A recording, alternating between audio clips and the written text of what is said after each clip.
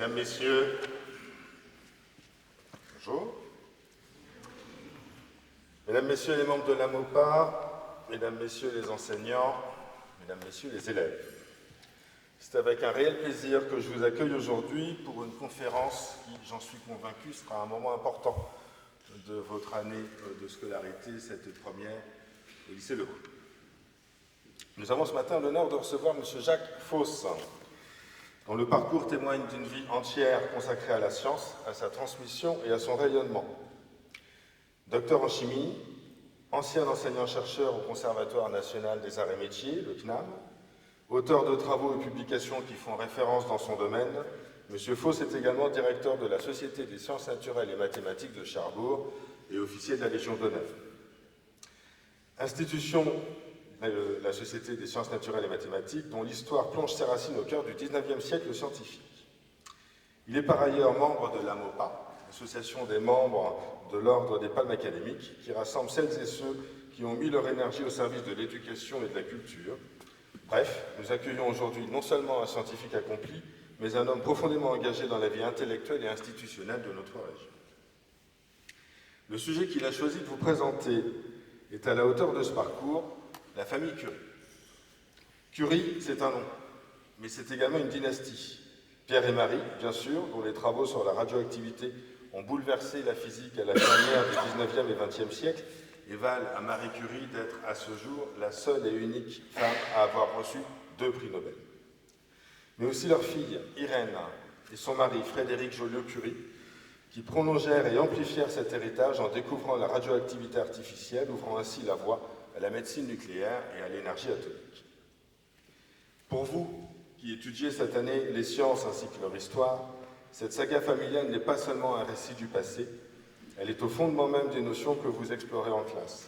La radioactivité, le noyau atomique, la désintégration, ce sont des concepts que les Curie ont arrachés à l'inconnu au prix d'un labeur acharné et aussi parfois de leur santé.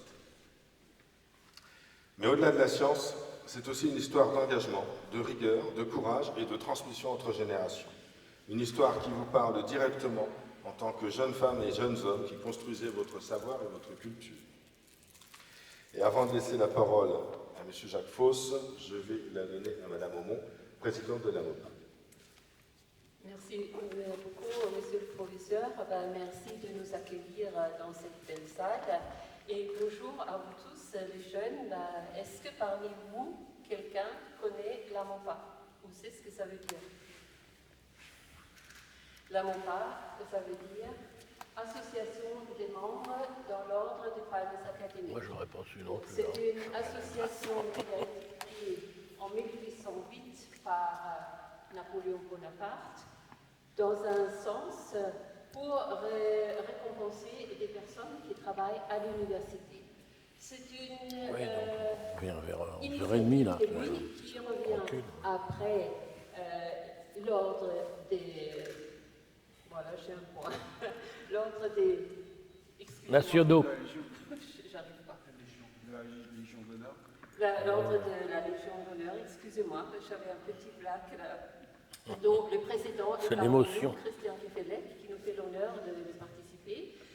Parce que M. Fausse fait partie aussi bien des ordres qui sont différents dans la Manche, et dont la Légion d'honneur, et dont l'ordre des mérites, et dont les Palmes académiques. Hein. Donc je continue parce que après, en 1866, l'ordre des Palmes académiques s'est ouvert à plus de personnes, parce que vous vous imaginez bien, au début, les professeurs qui enseignaient à l'université n'étaient que des hommes. Et puis après, il y a petit à petit des femmes qui sont entrées dans ces domaines. Et puis on a donc donné aussi les premiers ordres, les premières palmes à une femme qui était à ce moment-là directrice d'un établissement scolaire. Et puis après, on a inventé ou instauré les insignes, c'est-à-dire, au début, on peut être nommé en tant que chevalier, après c'est officier, pour finir par commandeur. Donc ce sont les 3 grades qui sont un petit peu les mêmes dans toutes les autres ordres aussi. Donc qu'est-ce qu'on fait avant tout là pour les jeunes comme vous, pour la langue et la culture française.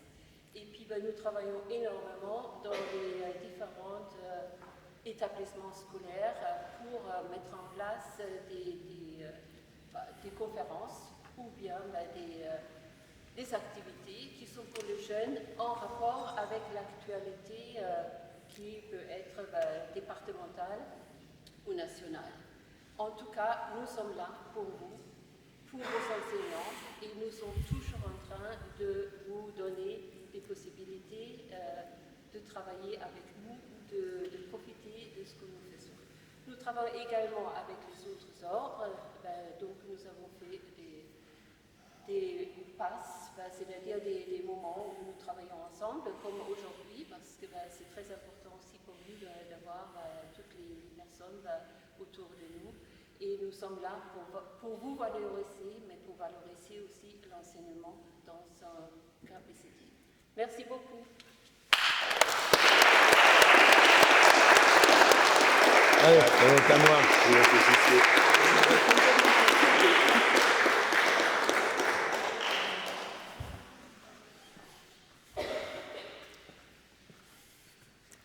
Bien, bonjour donc à toutes et à tous. C'est toujours un grand plaisir pour moi de rencontrer des lycéennes et des lycéens et donc d'évoquer comme ça des pans de l'histoire de sciences.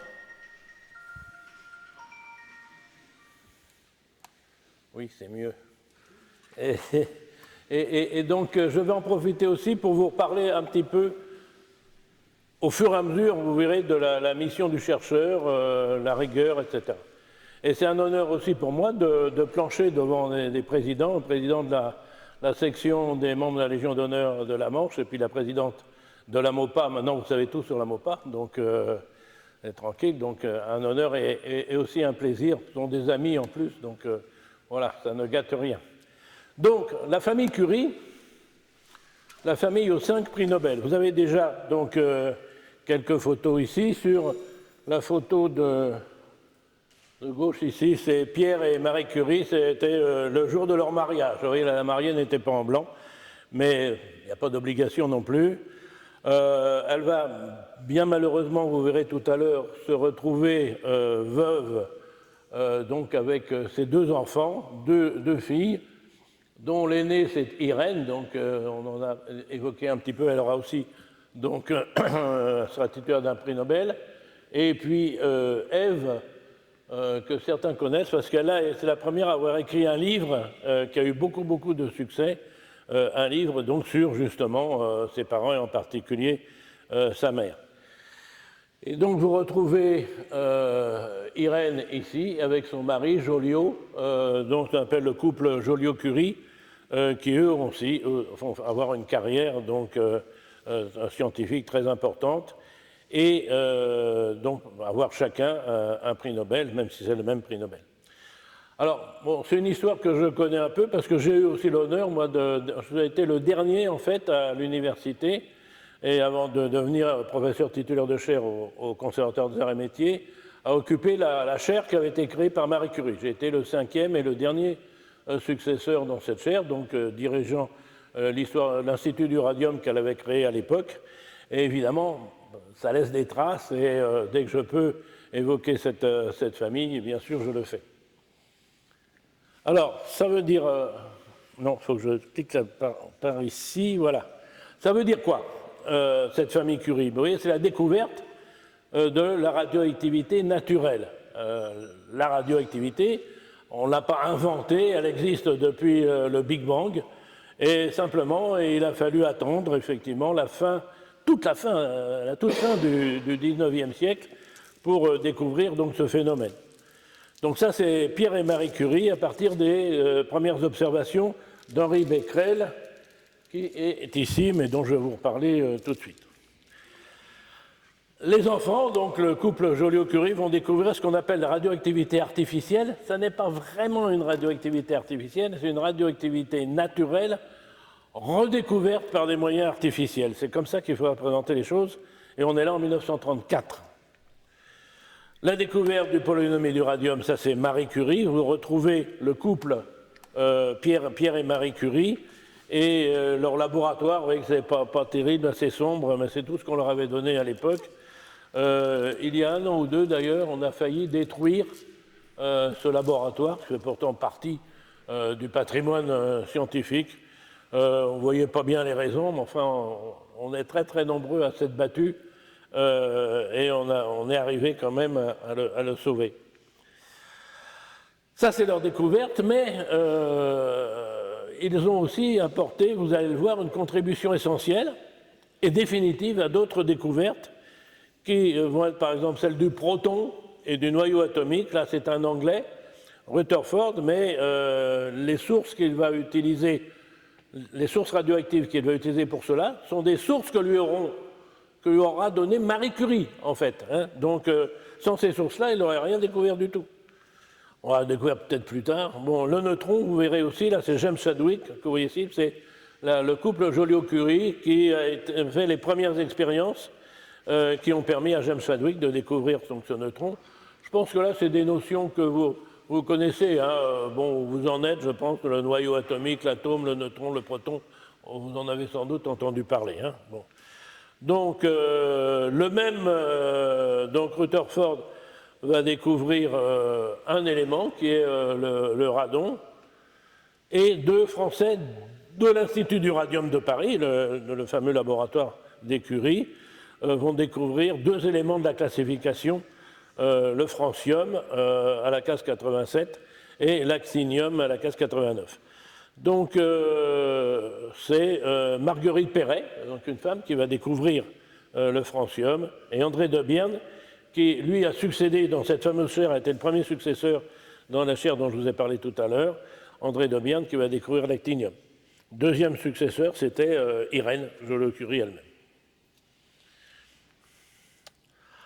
Et enfin, donc, un peu plus tard, le couple, toujours Frédéric Irène Joliot-Curie, vont découvrir en fait la fission, et c'est Irène, vous allez le voir tout à l'heure, on peut dire que c'est Irène qui a été la première vraiment à montrer ce qui se passait, et Joliot après qui va montrer en tant que physicien effectivement qu'on pouvait récupérer de l'énergie et par la réaction et les neutrons qu'on récupérait lors de cette fission.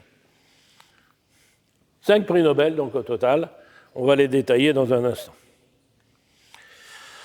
Alors, l'histoire commence donc effectivement sur les travaux de Henri Becquerel. C'est Antoine-Henri, mais en fait, il se faisait appeler Henri Becquerel. Alors, c'est une famille de polytechniciens. Son grand-père a été l'un des premiers polytechniciens lorsque l'école a été créée. Et ils ont été, son grand-père, son père lui-même, donc des polytechniciens, des membres de l'Académie des sciences, président même de l'Académie des sciences, et il travaillait sur des phénomènes de fluorescence. Lorsque on excite certains sels par de la lumière, par exemple, eh bien, ils peuvent briller pendant un certain temps. Et les sels d'uranium qu'étudiait Becquerel avaient cette particularité. Donc, il fait ces travaux-là, il note ce qu'il trouve. Et à la fin de 1995, en décembre 1995, Röntgen découvre donc les rayons X. On est en novembre, la publication est du 2 décembre. Donc, certains sels, effectivement, peuvent obtenir, ils trouvent des rayonnements très pénétrants, en fait, et ces rayonnements très pénétrants peuvent donner une image. Si on pose, par exemple, une main, ça c'est la main de Madame Röntgen, si on la pose sur les plaques photographiques, c'est des grandes plaques de verre, hein, et qu'on soumet à ces rayonnements, vous voyez que, en fait, c'est assez extraordinaire à l'époque, ce qui s'appelle les tissus mous, c'est-à-dire la chair, ça disparaît parce que les rayons ne les voient pas. En revanche, ils sont arrêtés par ce qui est plus dur, c'est-à-dire les os, ou la bague, comme vous le voyez ici, qui avait l'annulaire de Madame Röntgen. Et donc, ça permet de faire, ce sont les premières radiographies. Ça, c'est ce que vous voyez là, est la première radiographie qui ait jamais été faite au monde. Hein. La nature de ces rayons, on ne sait pas d'où ils viennent. Ils existent, c'est sûr. On sait comment on peut les mettre en valeur, mais on ne sait pas d'où ils viennent, et on les appelle rayons X. Alors il faut s'imaginer un peu, il va s'écouler 30 ans avant qu'on sache l'origine, qu'on connaisse l'origine de ces rayons. 30 années. Vous imaginez aujourd'hui, je ne sais pas, par exemple, on utilise quelque chose depuis les années 2020, on saura d'où ça vient en 2050 seulement. Bon, c'est pas grave, on les utilise, on sait comment les utiliser, et très vite, eh ben, on va faire des radiographies d'un petit peu tout. Mais vous voyez, voilà, c'est pas parce qu'on ne sait pas, du moment qu'on maîtrise bien le système, ben, on peut les utiliser. Puis un jour, on trouvera, évidemment. À chaque fois, on trouve. On finit par trouver. Le prix Nobel est créé en 1901, et le premier prix Nobel de physique, eh bien, c'est pour Röntgen. Donc, il n'a pas de chance à une époque, Becquerel. Il fait ses expériences, il expose donc ses sels à la lumière, il remet sur les plaques photographiques. Quand ça marche, mais d'un seul coup, il n'y a plus de soleil.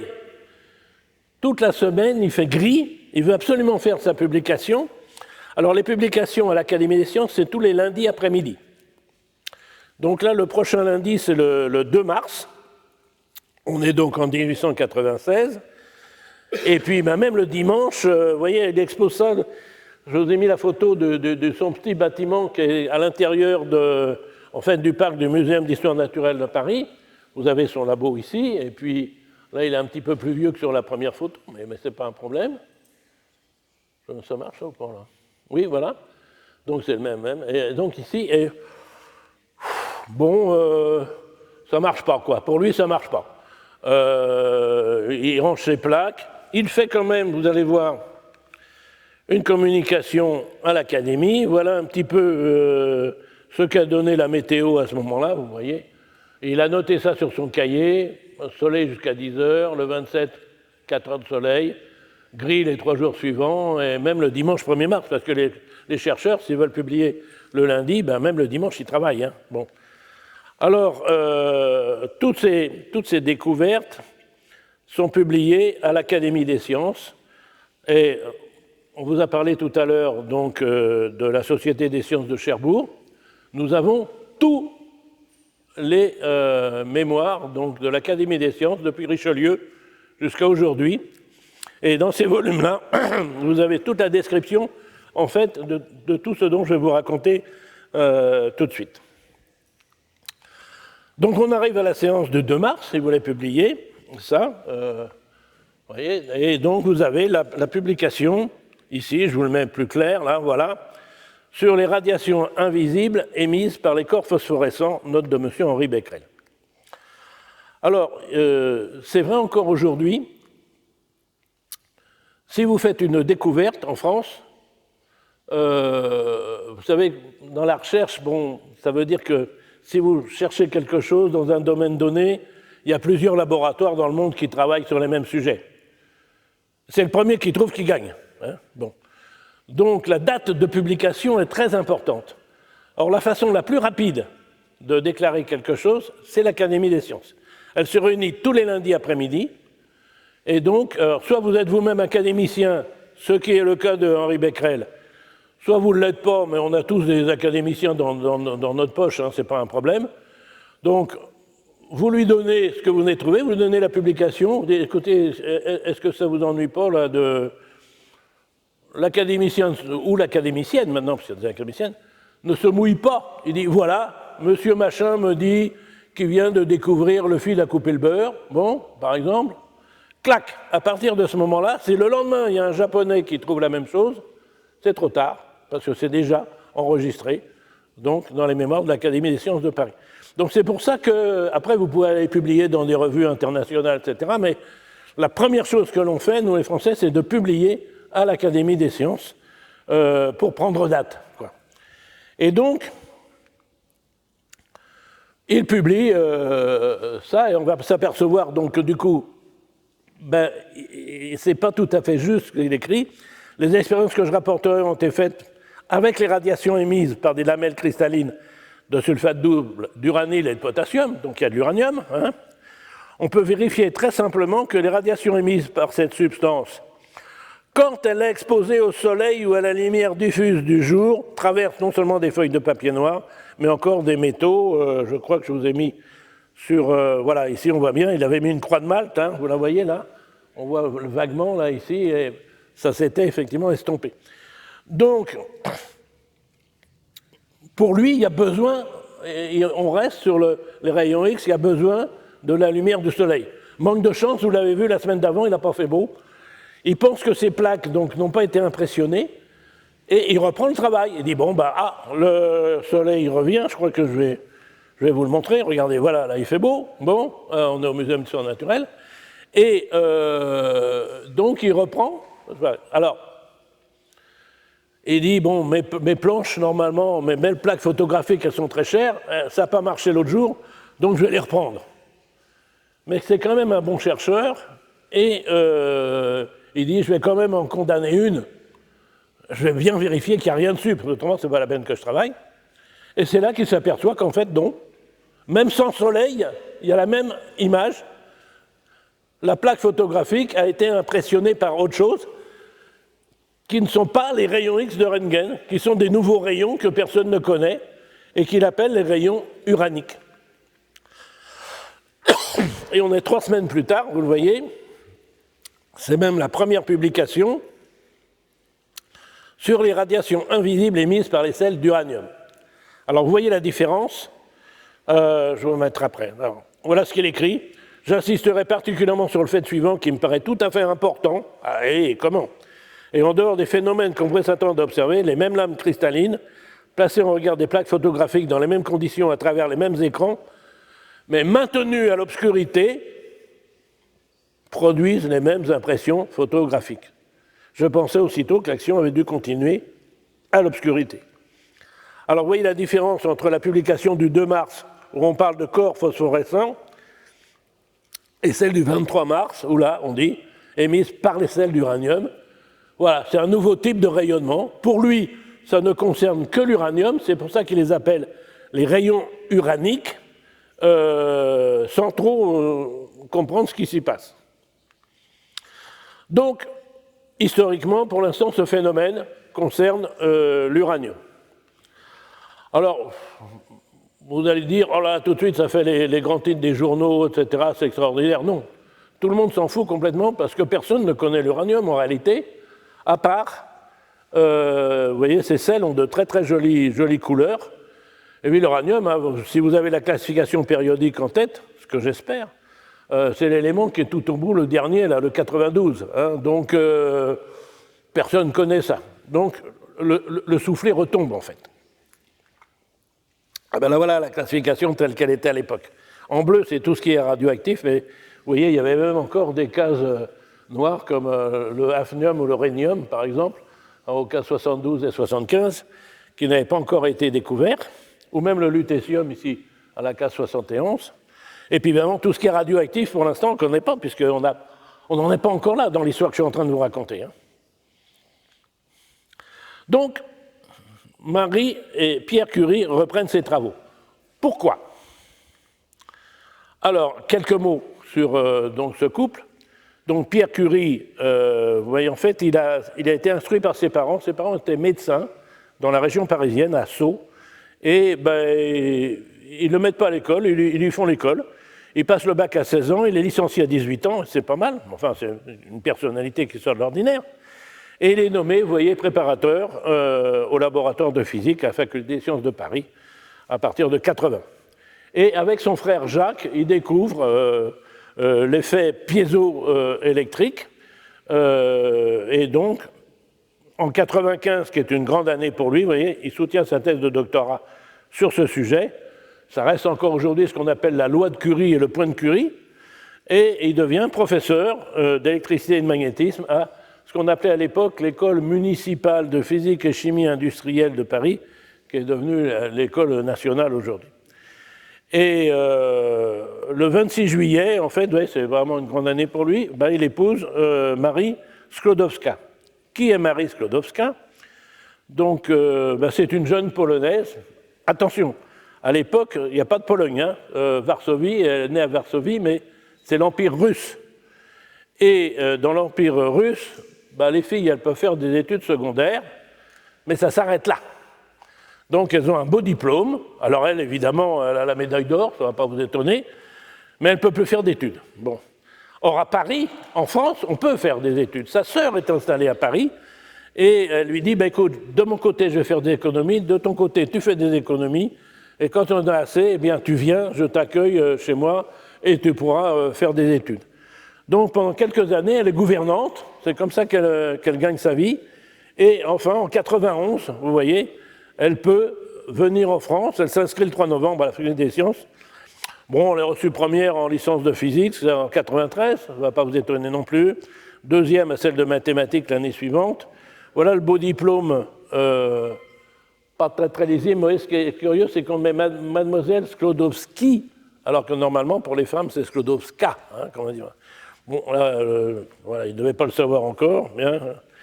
Et donc, en 1994, elle rejoint le laboratoire où travaille Pierre Curie, et donc, le 26 juillet 1995, évidemment, le même jour que Pierre Curie, elle épouse Pierre Curie. Bon. En 1996, donc, elle prépare une agrégation pour l'enseignement des jeunes filles. On venait de créer une agrégation pour l'enseignement des jeunes filles, parce qu'on mélangeait pas les filles avec les garçons. Section mathématiques, reçue première, bon. Normalement, agrégation, vous devez prendre un poste d'enseignant. Elle refuse. Elle veut faire de la recherche. Donc, elle veut préparer une thèse de doctorat.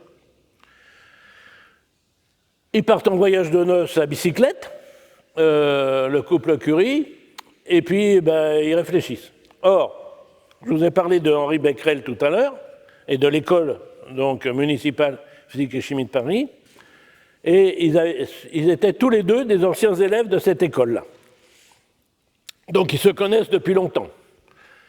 Et Pierre Curie dit donc à Marie, tu devrais reprendre ce phénomène un peu bizarre, là, on a laissé tomber ça, mais il y a peut-être quelque chose à creuser, ce qui se passe sur l'uranium.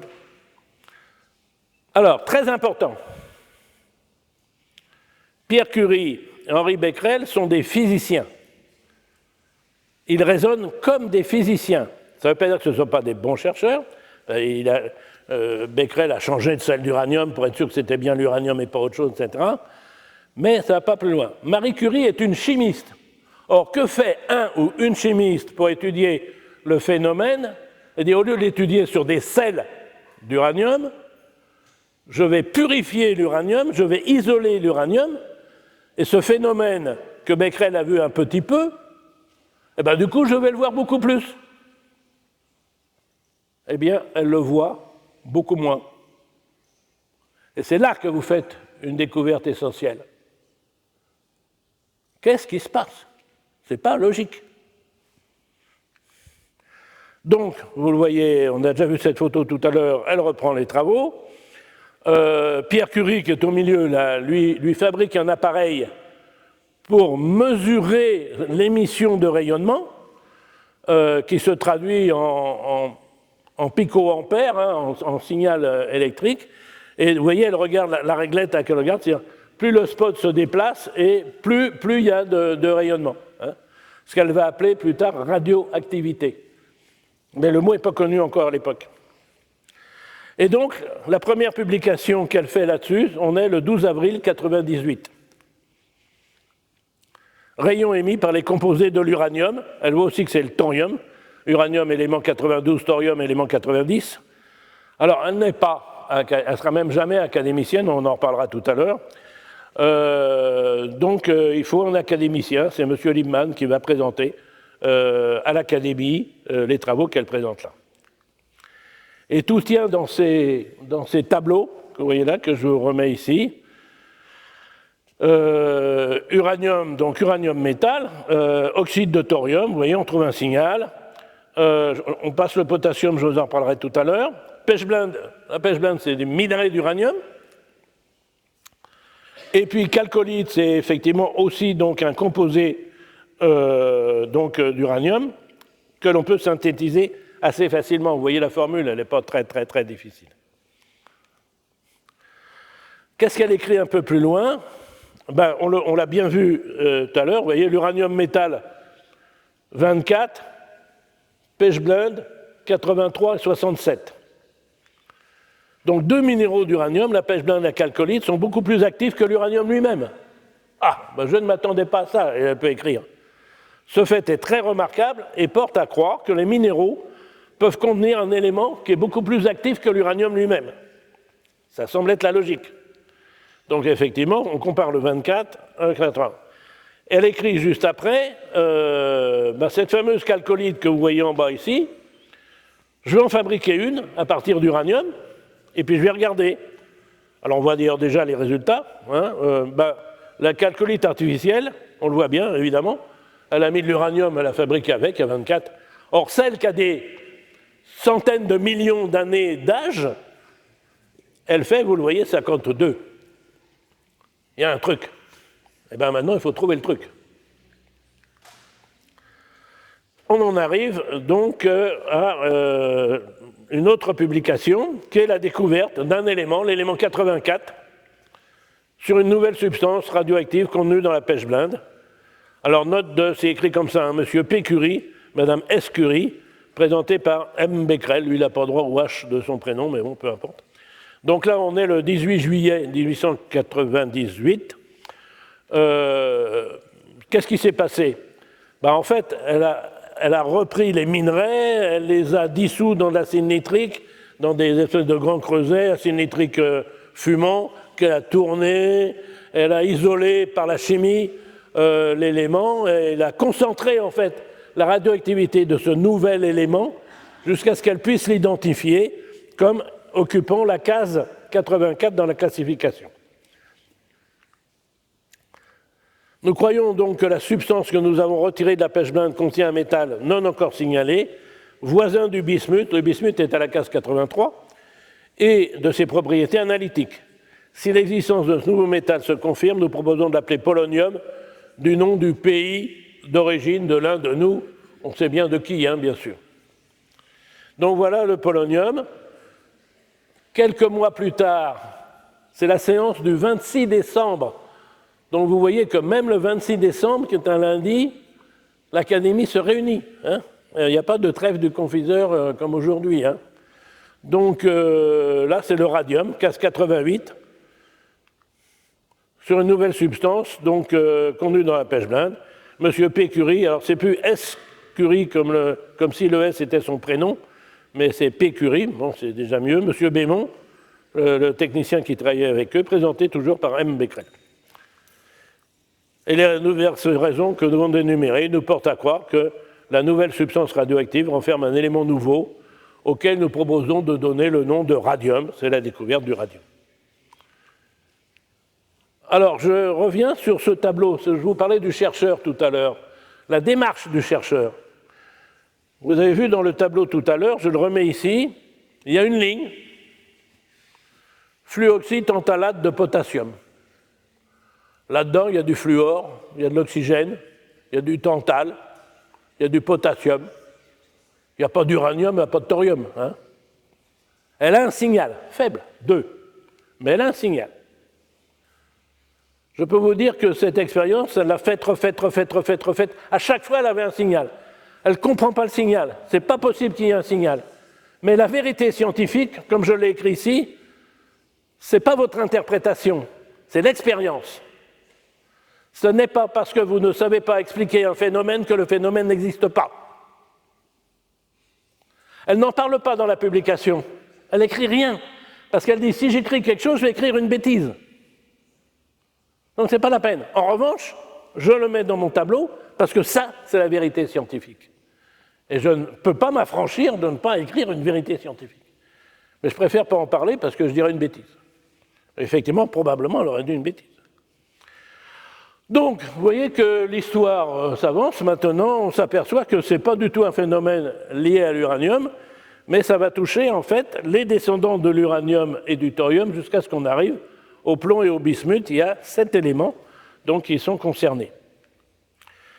Alors, ils vont avoir tous les 3 le prix Nobel donc, de physique en 1903, En réalité, ce n'est pas un tiers chacun, mais c'est la moitié pour Becquerel et l'autre moitié pour le couple Curie.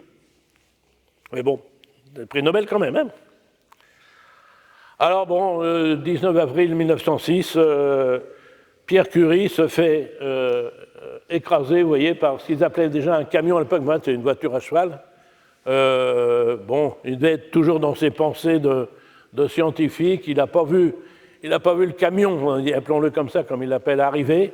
Il a glissé en plus sur les pavés qui étaient mouillés, et sa tête a été broyée carrément par la roue du chariot qui est là. Et donc, voilà, Marie Curie se retrouve donc seule.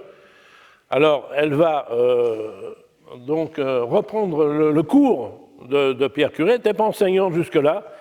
Et elle dit, je dois ça à mon mari. Et en fait, elle reprend le cours à l'endroit exact où son mari l'avait arrêté, si vous voulez, avant d'avoir son accident. Hein, vous avez vos profs, là on a des profs ici, moi aussi, vous dites aux élèves, allez, on arrête là pour aujourd'hui, voilà, on en est au chapitre 2, donc on reprend ça la prochaine fois. Ah, et puis il n'y a pas de prochaine fois. Bon. Donc, Marie Curie a repris à cet endroit-là, effectivement, comme si, en gros, entre guillemets, il ne s'était rien passé. C'est vraiment des gros guillemets. Hein. En 1911, voilà le deuxième prix Nobel pour Marie Curie, toujours pour ses travaux, cette fois-ci prix Nobel de chimie. Vous avez là, donc, voilà, les prix Nobel, comment ça se présente. Vous voyez, c'est un joli diplôme. Voilà. Donc, le premier, c'est les deux, et elle, après, elle toute seule en 1911. Alors, évidemment, elle a fait un livre à radioactivité. Alors, ça, c'est quand même, enfin, surtout moi, ça m'impressionne parce que personne au monde, même encore plus de 110 ans, 115 ans après, ne peut écrire ça. Laissons encore tomber le professeur à la Sorbonne, mais prix Nobel de physique, prix Nobel de chimie, ça jette quand même, hein. Bon. Et c'est la première fois à recevoir un prix Nobel, vous voyez, dans deux disciplines de sciences fondamentales différentes. Et aujourd'hui encore, personne, homme ou femme confondu, ne peut dire la même chose. Il y a eu plusieurs qui ont eu 2 prix Nobel. En fait, il y en a 4 autres, mais vous voyez, Pauling, c'est chimie et prix Nobel de la paix. Bardeen, c'est 2 fois la physique. Sanger, c'est 2 fois la chimie. Et Sharpless aussi. Bon, c'est bien hein, d'avoir 2 fois même dans la même discipline, c'est pas mal. Mais c'est la même discipline. La seule dans 2 disciplines de sciences fondamentales, expérimentales, c'est Marie Curie, et c'est encore la seule aujourd'hui. Découverte de la radioactivité, donc. Alors, ce qui est curieux, hein, vous qui connaissez maintenant l'atome, le noyau, etc., vous savez que ces phénomènes, en fait, concernent le noyau de l'atome. Mais quand on fait ces découvertes-là, on ne sait même pas que le noyau de l'atome, ça existe. C'est un rayonnement qui sort de l'atome. Mais on ne sait pas d'où, on ne sait pas comment c'est fait. Hein. Donc, on en est toujours à ce qu'on appelle le modèle de Thomson. Et je vais vous dire, je fais une toute petite parenthèse donc, sur la vieille histoire de l'atome. Ça commence, vous voyez, il y a longtemps, il y a 2400 ans, c'est Démocrite qui a écrit ça, c'est assez exceptionnel, ça c'est vraiment très très bluffant. Vous voyez ce qu'il écrit, le doux et l'amer, le chaud et le froid, les couleurs ne sont que des apparences. En réalité, il n'y a que les atomes et le vide. Tout ce qui existe résulte des chocs et des combinaisons qui ont lieu entre d'infimes corpuscules insécables. Quand on écrit ça, c'est toute la chimie, hein. Toute la chimie est là. Hein. Donc, insécables, tous faits de la même matière, c'est vrai, vous le savez très bien, et doués de mouvement, les atomes. Les atomes sont invisibles. Évidemment, ils ne pouvaient pas les voir, donc les atomes sont invisibles. Et atome, vous savez, ça vient du grec atomos, qui veut dire que je ne peux pas couper, je ne peux plus couper. Et donc l'idée de Démocrite, c'était de dire tout ce qui m'entoure, un mur, du métal, une table, un animal, moi-même, etc., je coupe. Il y a un moment, je ne peux plus couper. J'ai la brique essentielle de la matière. Et donc tout ce que je vois, tout ce qui m'entoure, moi-même, je suis constitué comme ça d'un empilage de tous ces atomes. Alors je viens de dire du bien d'un philosophe, moins bien d'un autre, on est quand même 2000 ans plus tard. Vous voyez, Leibniz écrit « Car s'il y avait des atomes dans la nature, cela irait contre les plus grands principes de la raison. » À l'époque, on ne vous dit pas, mon cher ami, ce que vous dites, c'est que des bêtises. On dit, voyons, cela va contre les plus grands principes de la raison. Mais ça veut dire la même chose. Bon, il aurait mieux fait de se taire ce jour-là, quand même.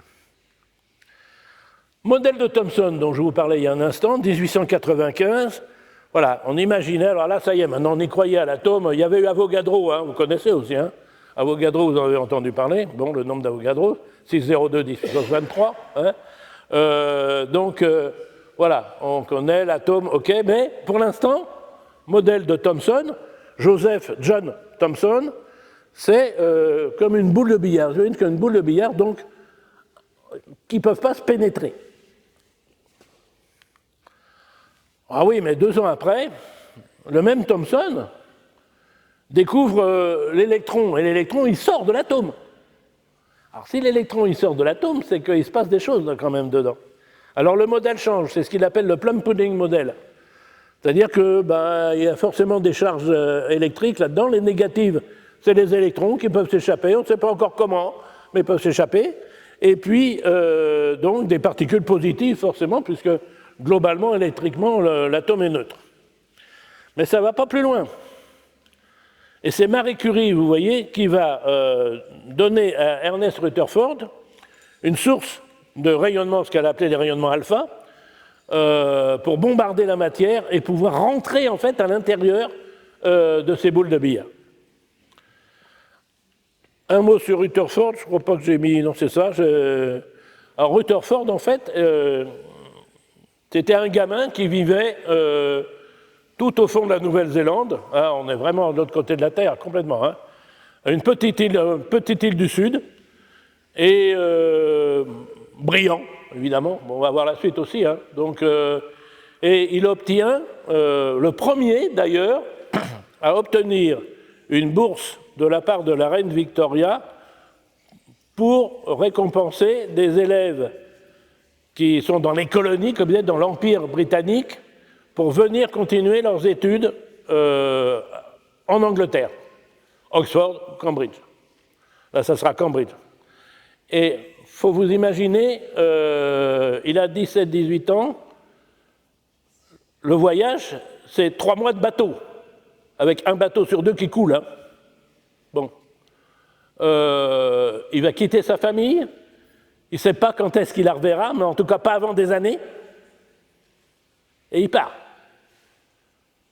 Et il se retrouve effectivement dans le laboratoire de Cambridge, le laboratoire de Thomson. Et il reprend ses expériences pour dire, bon, ben maintenant, voilà, on va regarder un petit peu ce qui se passe à l'intérieur du noyau. C'est lui aussi, je vous parlais du réflexe du chercheur tout à l'heure, c'est lui aussi qui va découvrir le radon, qui est un des éléments, hein, l'élément 86, qui est uniquement un gaz. On entend parler de temps en temps du gaz dans les massifs granitiques, il y a beaucoup d'uranium, etc. Donc le radon, c'est un descendant de l'uranium, et donc il y a beaucoup de radon. Et vous voyez, en fait, on dit toujours que quand on fait de la recherche, c'est 10% d'observation et 90% de transpiration. Et c'est vrai. Qu'est-ce qu'il remarque? En fait, il travaille donc sur ces minerais d'uranium, avec les descendants donc, de l'uranium. Et parmi ceux-là, le radon qui s'échappe, il ne sait pas encore que c'est un gaz. Mais le radon, il a quelques minutes de durée de vie. Et quand il se transforme, c'est plus un gaz. Donc il se dépose partout dans la pièce. Et en laboratoire, le soir, vous faites ça proprement, vous nettoyez donc avec une lingette et autres, vous contrôlez au compteur qu'il n'y a pas de radioactivité, ou pas trop, pour être tranquille. Eh bien, il s'est aperçu que la radioactivité qui était déposée sur la table était plus importante quand la fenêtre était fermée que quand la fenêtre était ouverte. Rien que ça lui fait dire, donc, il y a un gaz radioactif qui s'échappe. Et il avait raison, bien sûr. Voilà, vous voyez, observation, simplement. Bien, je reprends l'expérience, on ne va pas détailler. Donc, vous voyez une source, non, ce n'est pas ça que je voulais faire. Voilà la source. Alors, la source qui est là, c'est la source que lui a donnée Marie Curie. Alors, donnée, hein, parce que 138 jours de période, bon, ça veut dire qu'au bout de 6 mois, il n'y a plus grand-chose. Les alphas, donc, arrivent sur la lame d'or. Si le modèle de Thomson était bon, c'est-à-dire un empilement de boules de billard, et là, vous avez beau faire la lame la plus fine, ça fait quand même 10 000 rangs, ça en fait beaucoup. Donc, normalement, tous les alphas devraient s'écraser là-dessus, et je ne devrais rien voir au bout, là, de mon ampoule. Or, en réalité, vous connaissez la suite de l'histoire, sur 100 000 alphas qui arrivent sur la feuille d'or, il y en a 99 999 qui traversent sans avoir rien vu. Ils n'ont rien vu. Et ils viennent se mettre tout au bout, au point haut, que vous voyez là. Il y en a juste quelques-uns qui sont déviés, ce qui prouve qu'ils ont rencontré quelque chose. On ne sait pas quoi encore, mais ils ont rencontré quelque chose. Donc, en gros, ça va donner un nouveau modèle de l'atome. On est le 7 mars 1911, comme vous voyez là. Donc, une charge électrique centrale, concentrée en un point, et entourée d'une distribution uniforme d'électricité de signes opposés, les fameux électrons qui peuvent s'échapper. Donc, l'espace central, on appelle ça le noyau de l'atome. Et puis, c'est lui encore, il continue et il trouve dans chacun des noyaux de tous les éléments toujours la même particule qui correspond au noyau de l'hydrogène, le numéro 1 bien sûr, et qu'il appelle le proton. Donc c'est lui aussi qui est à l'origine de la découverte du proton. Donc l'hydrogène, un proton, si vous avez 33 protons, vous avez de l'arsenic, si vous avez 82 protons, vous avez du plomb, etc. Il va avoir évidemment le prix Nobel pour tous ses travaux, en 1908, à peu près toujours le même diplôme, hein, comme vous voyez. Mais protons et donc les électrons, ça ne suffit pas pour expliquer en particulier la charge. Et dans ses conférences, il fait des conférences comme moi, je vous en fais une aujourd'hui, il dit il manque quelque chose. Something is missing. Et donc on passe aux enfants de Pierre et Marie Curie, enfin du moins la fille et le gendre, et c'est eux qui vont découvrir le deuxième particule que vous connaissez, donc qui se trouve dans le noyau et qui s'appelle le neutron et qui est neutre au point de vue électricité et qui assure la cohésion en fait de cet atome. Et plus tard, donc, ils vont effectivement trouver la réaction en chaîne.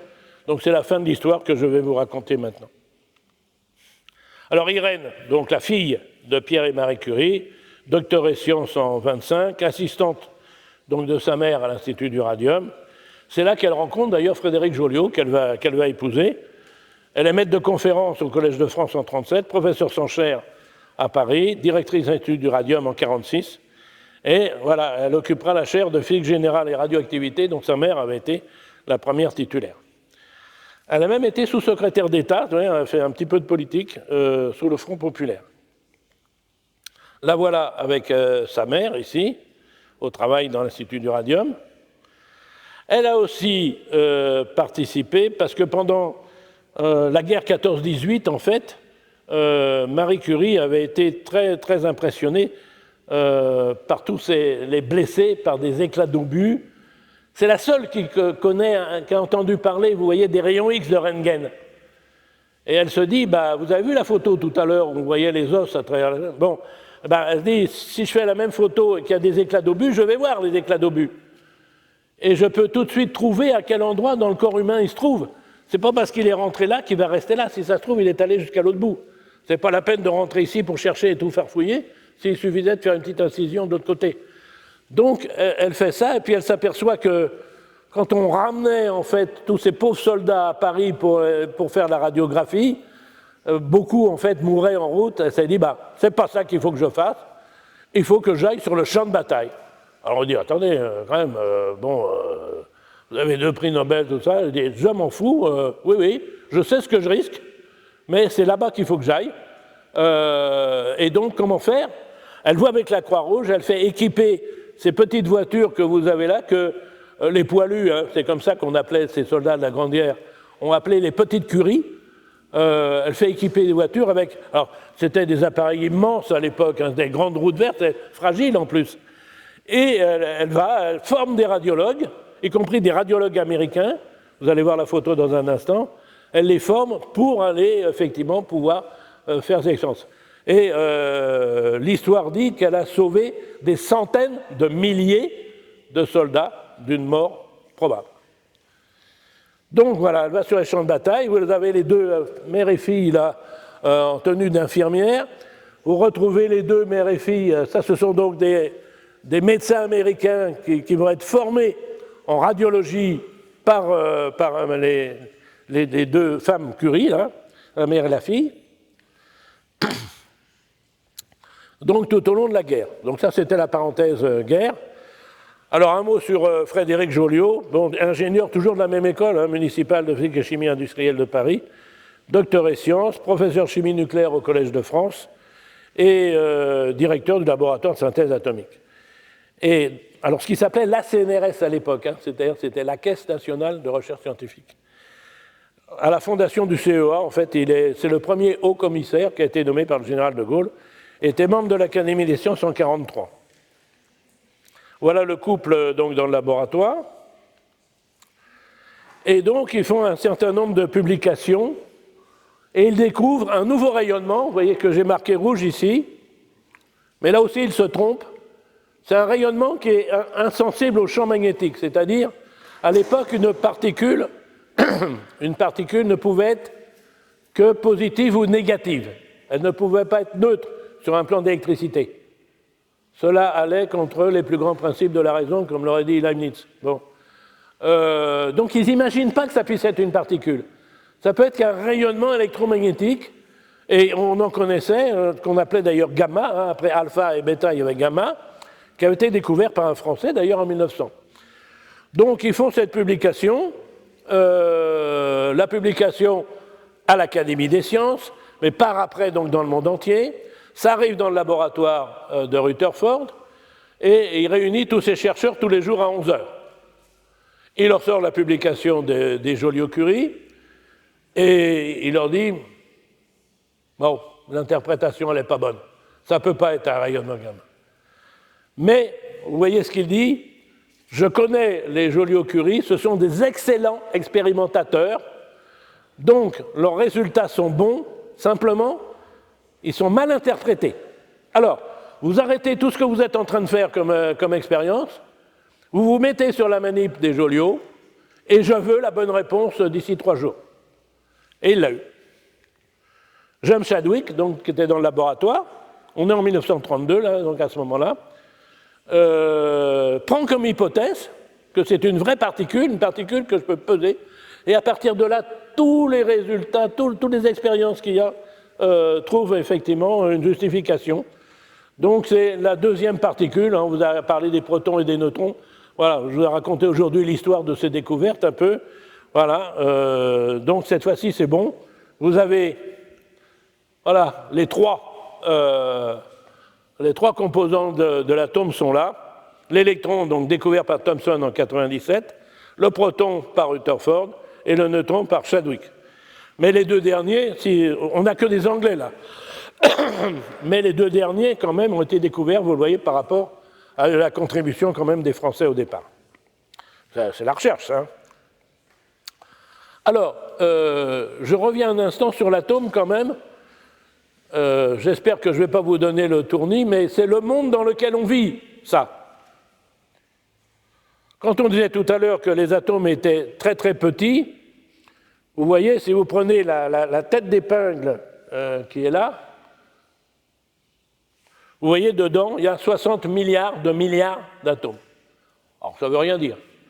Mais si vous dites, voilà, je suis capable d'en compter 1000 par seconde, 1000, 2000, 3000, 4000, je ne m'arrête jamais, hein, 24 heures sur 24, 365 jours par an, et bien pour les compter, ces 60 milliards de milliards, je vais quand même mettre, vous le voyez, 2 milliards d'années. Donc ça vous montre ce nombre considérable, simplement dans une tête d'épingle. Imaginez-vous combien vous avez d'atomes. Hein. Autre chose. Voilà comment on représente souvent l'atome, avec des électrons qui gravitent autour du noyau. Eh bien, vous voyez la vitesse de nos électrons à nous, là, si on prend donc à la température de notre corps, etc., chacun de nos électrons, il y en a beaucoup, tourne à 20 000 km par seconde. C'est-à-dire que nos électrons, en gros, ils font le tour de la Terre en 2 secondes, quoi. Bon, voilà, c'est comme ça. Hein. J'espère que ça ne vous fatigue pas plus que tout à l'heure. Bon, c'est bon. Ce schéma n'est pas du tout à l'échelle, parce que, vous voyez, on parlait du foot, là, beaucoup. Si vous imaginez que le noyau, c'est un ballon de foot, eh bien, vous voyez, en réalité, les électrons, ils gravitent par rapport à ce ballon de foot à une distance comprise entre 7,5 et 100 km. Et entre, il y a quoi? Du vide.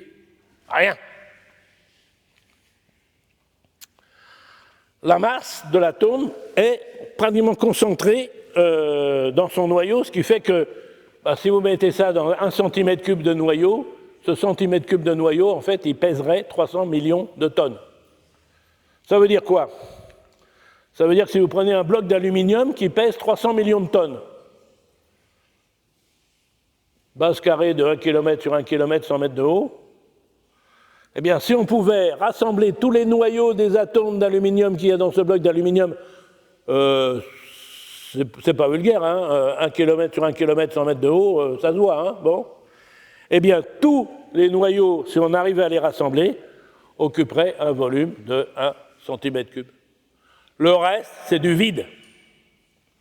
Quand on dit que la nature est hors du vide, c'est le contraire. Hein.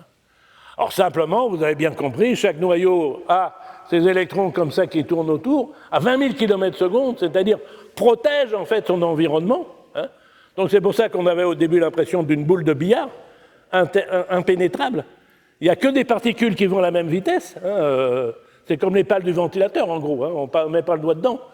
Pour arriver à passer au travers, il faut aller à la même vitesse et donc voir les pales bouger comme ça. Ce n'est pas un autre cas. Hein. Je l'ai dit. Alors à l'époque, il y avait les conférences Solvay, créées par M. Solvay, qui s'était enrichi, vous savez, avec la potasse, et il réunissait les savants du monde entier, donc assez frais. C'est les ancêtres des congrès d'aujourd'hui. Alors, vous avez Marie Curie, il n'y a toujours qu'une femme à l'époque. Hein. Il y a Marie Curie, vous avez Rutherford, il y a Einstein, il était jeune. Voilà. On est en 1911. Vous avez celle de 27, c'est toujours les mêmes, il n'y a toujours qu'une femme. Bon, ils ont tous un peu blanchi sous le harnais, hein, mais c'est toujours les mêmes. Et puis on arrive à celle de 1933, petit changement. Là, il y a 3 femmes. Il y a Lise Meitner, dont je vais vous reparler dans un instant. Il y a Marie Curie et il y a sa fille, avec le gendre juste au-dessus. Alors, c'est un peu triste parce que Marie Curie, en fait, c'est sa dernière conférence Solvay. Elle va décéder peu après, mais vous voyez, la relève est assurée, parce que la fille et le gendre sont là. Hein. Donc, et donc, à cette conférence Solvay, les Joliot-Curie présentent leurs résultats. Bon. Et ce fameux rayonnement très pénétrant, on vient de découvrir le neutron, alors ils disent ça pourrait être un neutron. Oui, mais alors si c'est un neutron, je ne vous ai pas mis beaucoup de réactions jusque-là, mais je vais m'arrêter là aussi. Vous voyez que la réaction, quand j'envoie des alphas, c'est un noyau d'hélium sur de l'aluminium, eh bien j'obtiens du phosphore 30, parce que je dois retrouver 31 de l'autre côté, et le neutron c'est 1. Ah oui, mais le phosphore 30, ils disent ça à la conférence. Mais mes chers amis, le phosphore 30, ça n'existe pas. Le 31, oui. Le 31, ça existe, mais pas le 30. Qu'est-ce que vous nous racontez là? Alors vous voyez, c'est vraiment l'incrédulité générale. Voilà.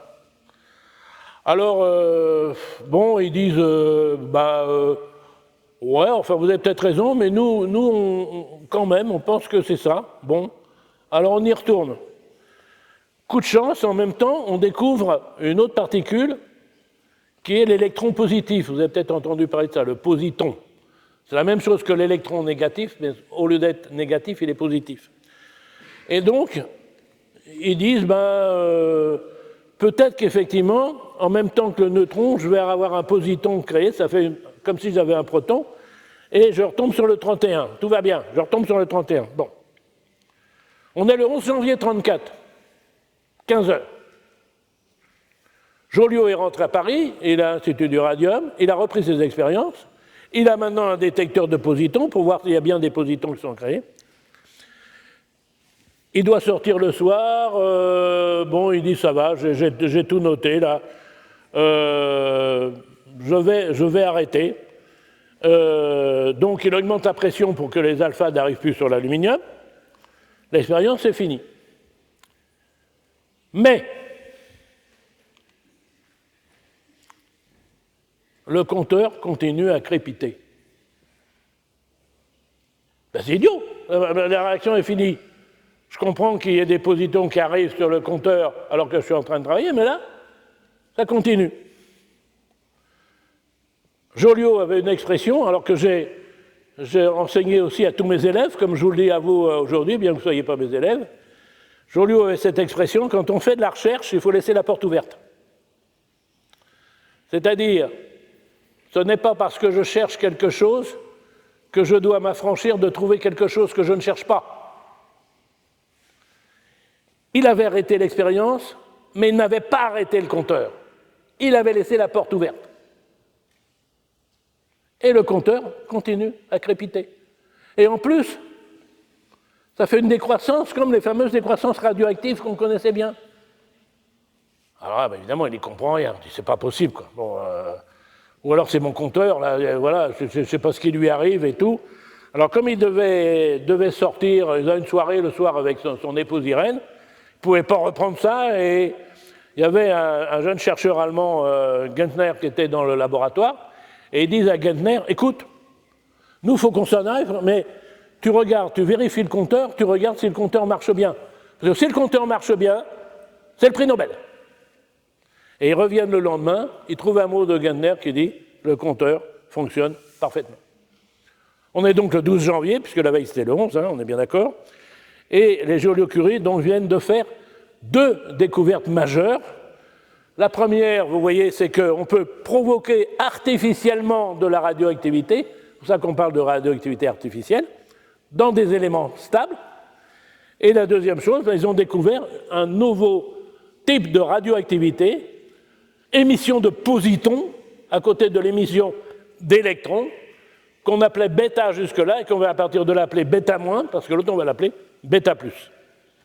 Effectivement, ils vont avoir le prix Nobel. Prix Nobel de chimie en 1935. Alors pourquoi prix Nobel de chimie alors que c'est quand même de la physique, on est bien d'accord. Alors, vous avez vu tout à l'heure, les expériences elles ont été reprises par les Anglais. Chadwick avait fait la bonne conclusion, enfin de la bonne interprétation, mais ça leur restait un peu en travers. C'était quand même eux qui avaient initié l'expérience, c'est pas Chadwick. C'est eux qui avaient créé la manie. Et c'est lui qui faisait, alors, bon. Du coup, le jury Nobel, dans sa grande sagesse, a dit, bon, allez, on va calmer le jeu, on va donner le prix Nobel de physique à Chadwick pour la découverte du neutron, et puis on va donner le prix Nobel de chimie à Irène et Frédéric Joliot-Curie, parce qu'on va dire que c'est grâce aux techniques radiochimiques, vous voyez, qu'ils ont mis au point, ce qui est vrai d'ailleurs, qui permettait d'aller très très vite, parce que la durée de vie de l'élément phosphore 30 qu'ils avaient trouvé, c'est 3 minutes 15, c'est-à-dire qu'au bout de 3 minutes 15, il reste la moitié, au bout de 6 minutes 30, il reste le quart, etc. Donc il faut aller très très vite. Alors vous avez la publication, pareil, dans les mêmes journaux, vous voyez, un nouveau type de radioactivité, Irène et Frédéric Joliot. Et en définitive, il a été possible pour la première fois de créer, à l'aide d'une cause extérieure, la radioactivité de certains noyaux atomiques, et pouvant subsister pendant un temps mesurable. Et la suite est très intéressante. Des radioactivités durables, analogues à celles que nous avons observées, peuvent sans doute exister dans le cas de bombardement d'autres particules. Et il donne comme exemple, vous voyez, le noyau 15 qui est radioactif selon nos hypothèses et qu'on pourrait obtenir par l'action d'un deuton sur du carbone. Alors qu'est-ce que c'est que le deuton? En fait, vous savez, vous avez entendu parler de l'eau lourde. L'eau lourde, en fait, c'est un hydrogène particulier. Le noyau contient un proton et un neutron. Et donc, ce noyau s'appelle deuton et l'élément s'appelle deutérium. Donc, il y a l'hydrogène 1 et l'hydrogène 2, c'est le deutérium. Et quand on mettait 2 deutérium avec un oxygène, vous avez de l'eau lourde, vous avez H2O, mais D2O comme on le dit. Alors, quand il écrit ça, c'est tout à fait malicieux. Parce qu'il se dit, tiens, il y en a un que ça va perturber quand même quelque part, ce que je viens d'écrire. Alors effectivement, donc la publication part dans le monde entier, je vous l'ai dit. Elle arrive donc en Californie, au laboratoire d'Ernest Lawrence. Lawrence, c'est celui qui a fabriqué le premier cyclotron. Et alors la bibliographie est faite en général par les étudiants qui font leur thèse. Donc ils reçoivent toutes les publications du monde entier, ils regardent là-dedans ce qui peut les intéresser. Et il y a un étudiant qui tombe sur le papier écrit par Joliot, là. Il dit « Oh, ça va intéresser mon patron. » Mais je lui donne et je cours à toute vitesse pour ne pas rester à côté de lui. Ernest Lawrence lit ça, ce que je viens de vous dire, bombardé par des deux tons, et il dit « Quand Joliot écrit ça, il pense à moi, parce que je suis le seul au monde à pouvoir accélérer des deux tons. Sur du carbone, bêtement. Et en faisant ça, on obtient soi-disant des noyaux radioactifs. » Alors, il va regarder ses expériences, il dit, bon, il y a des années quand même, d'ailleurs on l'a déjà fait, il y a un moment, et il va regarder et il s'aperçoit que tous les appareils sont branchés sur la même prise. C'est-à-dire que quand il débranche son cyclotron, il débranche aussi les compteurs. Alors il dit, c'est pas vrai, on n'a pas été aussi idiot que ça quand même, c'est pas possible, quoi. On va la refaire. Et donc il va brancher le détecteur sur une autre prise, il fait l'expérience, il arrête le cyclotron et le compteur continue à compter. En réalité, vous le voyez, Ernest Lawrence avait fermé la porte et il est passé à côté d'une découverte essentielle qui est celle de justement ce mode de radioactivité. Il aurait découvert ça des années avant s'il n'avait pas fermé la porte. Voilà, donc historiquement, maintenant, ça y est, c'est bouclé. C'est toute la classification périodique, depuis le premier élément jusqu'au dernier, susceptible de voir ça. Donc, après toute la biologie, etc., il y a énormément d'applications possibles. Et donc, du coup, on a l'explication du tableau de Marie Curie. Maintenant, on sait que tous les éléments peuvent être radioactifs. Donc, elle a eu un signal. C'est à cause du potassium 40.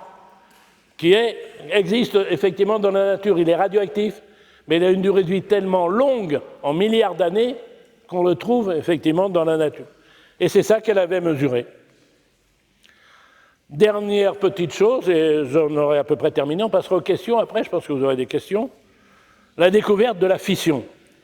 Alors ça, c'est quand même assez extraordinaire, c'est-à-dire que, alors, vous voyez quand même, pendant très longtemps, on a dit l'atome, c'est une boule de billard, on ne peut pas rentrer dedans, etc. Puis alors maintenant, on est, ah ben non, il y a un noyau, mais alors où est concentrée toute la masse, extrêmement dure, des électrons qui tournent autour. Personne ne peut imaginer qu'en envoyant un petit neutron sur un gros noyau, ce gros noyau peut se casser en deux. Alors que l'énergie en plus qu'on apporte, elle est très très très très faible. Elle va juste servir à induire une instabilité dans le noyau. Personne ne peut imaginer ça. Alors l'histoire, c'est quoi? Enrico Fermi, donc, est un scientifique italien. Donc, on a découvert le neutron, et Enrico Fermi entreprend à partir de là de bombarder tous les éléments de la classification avec des neutrons, pour voir ce que ça donne. Il raconte qu'il va même chez un bijoutier chercher de l'or. Il dit, vous me le rendrez? Il dit, ça, c'est pas sûr, hein, parce que je ne sais pas ce que ça va donner. Je vais faire mes expériences, on verra après. Donc, voilà, alors effectivement, à chaque fois, avec ces problèmes de radioactivité, vous voyez, quand vous bombardez du carbone avec un neutron, il va se désintégrer pour donner l'élément suivant, l'azote. Faites ça pareil avec l'azote, l'oxygène, etc. Si vous le faites, vous voyez, avec du fer, du cobalt, du nickel, etc. Bon, alors il fait ça, ça dure un certain temps, et puis d'un seul coup, il se dit, mais je suis complètement idiot. Je perds mon temps. C'est pas ça qu'il faut que je fasse. C'est ça. Parce que si je bombarde de l'uranium avec un neutron, puisque ça me donne l'élément suivant, ça va me donner l'élément 93 que personne n'a jamais vu. Et je serai le premier homme à avoir utilisé le 93. Et, parenthèse, j'aurai le prix Nobel. Et c'est là que les ennuis de ce pauvre Enrico Fermi vont commencer. Parce que ce qu'il ne sait pas, justement, c'est que ces gros noyaux vont se casser en deux pour des noyaux plus petits. Et comment est-ce qu'on identifie un élément? Par sa chimie. Alors c'est là que l'histoire, je vais vous la faire courte, mais elle pourra faire une conférence de 2 heures dessus, sur cette découverte, parce qu'ils se sont arrachés les cheveux pendant très très longtemps, en fait. Ils ne comprenaient pas ce qui se passait. Fermi était un physicien, il ne pouvait pas identifier l'élément, c'est les chimistes qui pouvaient l'identifier. Et les chimistes lui disaient « Ah ben non, c'est pas bon, on n'y comprend rien, on a toutes les procédés chimiques ». Et il disait, ben oui, mais alors c'est vous me sabotez mon travail, vous le faites exprès, ça a été assez curieux.